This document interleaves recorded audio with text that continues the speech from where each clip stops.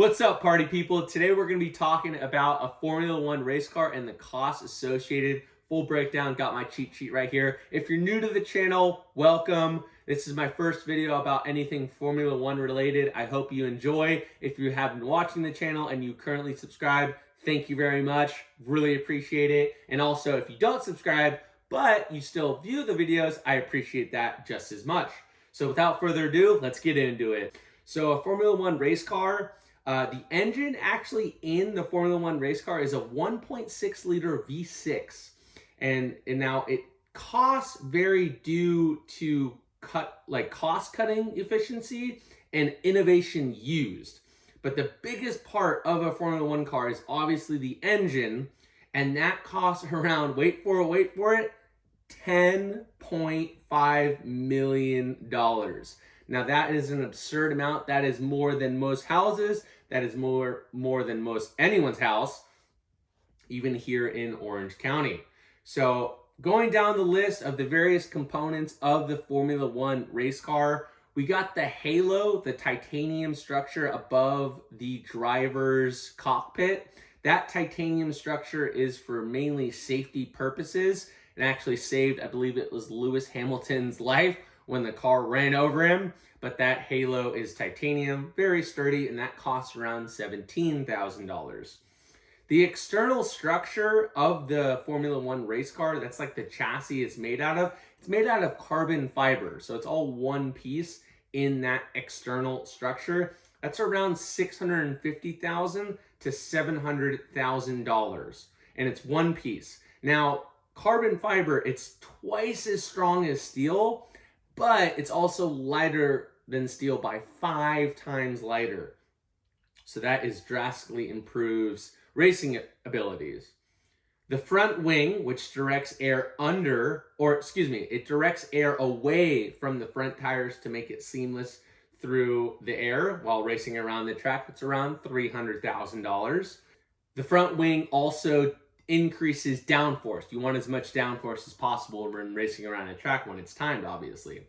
A set of tires typically lasts about 120 kilometers, and that's around $2,700, $2,700.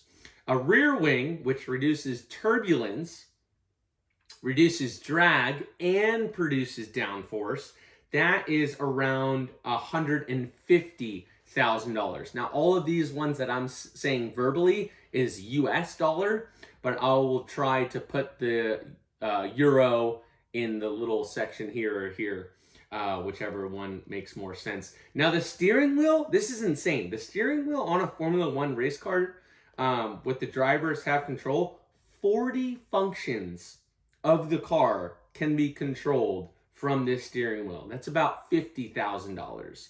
The gearbox, another huge chunk of the vehicle, that's around $600,000. A fuel tank, and they measure fuel by weight. They don't measure it by the actual liters because weight is more important to them over a race, and it's more accurately registered to measure. So it's about 110 liters of fuel, but that always depends on the race. It's wider at the bottom of the fuel tank to lower the center of gravity. And that's around, let's see it here, $140,000 for a fuel tank. That is absolutely absurd.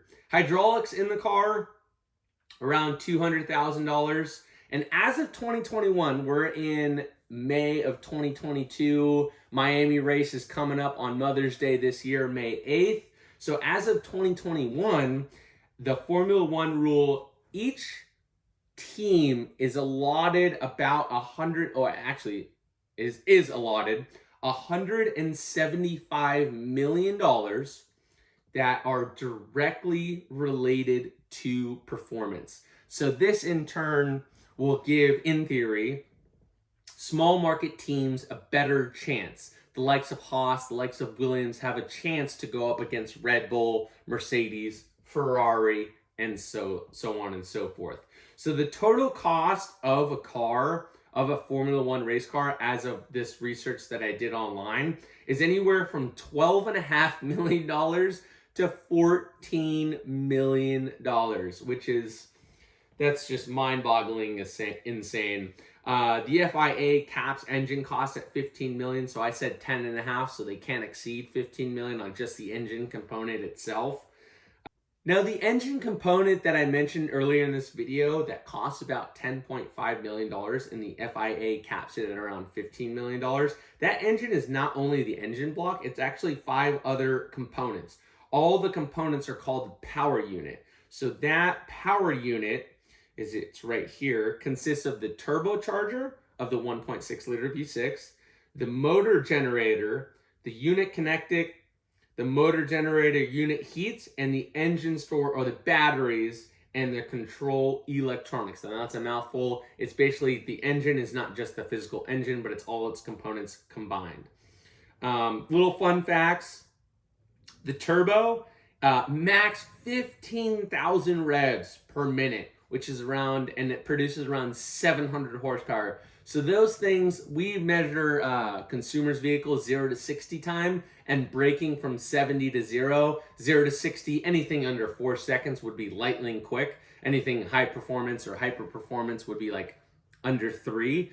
Formula One cars can go 0 miles an hour to 100 miles an hour, back to 0 miles an hour in like 2.5 seconds. So the G-force that these guys are pulling in these race cars is absurd. Anyone that says they're not an athlete just doesn't know. G-force is basically, if I'm driving in this position, they're more like that position. Their feet are kind of level with them. If I'm braking and my head's 8 pounds and it's undergoing 5 G's of force when I'm braking, I'm having to hold up 5 times my head's weight from going down into this position. So they are extremely fit. And then an arm, if an arm is, I don't know, 7, 8, 9, 10 pounds, G-force on that is 5 times its weight, 3 times its weight, 1 times its weight. So their acceleration and deceleration is absolutely absurd. And then at max speed, another fun fact, at max speed, a Formula One car has about 5 G's of downforce. So just hauling in a straight line, when they're all out on the straights, 5 G's are pressing down on your hands, your legs, your head, your arms, everything. It's absolutely insane, the G-force. Think of it like fighter jets. A lot of people can understand that a little bit more when they're pulling up or going down or barrel rolling or anything like that. It's G-force. Or astronauts on launch or anything like that. They're probably pulling more G's, but Formula One drivers pull a lot. So that's pretty crazy. Last couple bits of the information on a Formula One race car breakdown cost. The braking system, about $30,000. The driver's seat and the suspension, obviously different drivers have different driver's seats positions. Lewis Hamilton would have different from Charles Leclerc, would have different from Daniel Ricciardo, and so such like that. But the driver's seat and suspension is about $48,000, and then the transmission, big chunk, $250,000, $250,000. Well, that's the full breakdown of a Formula One race car cost. I hope you enjoyed the video. Until then, see you on the next one.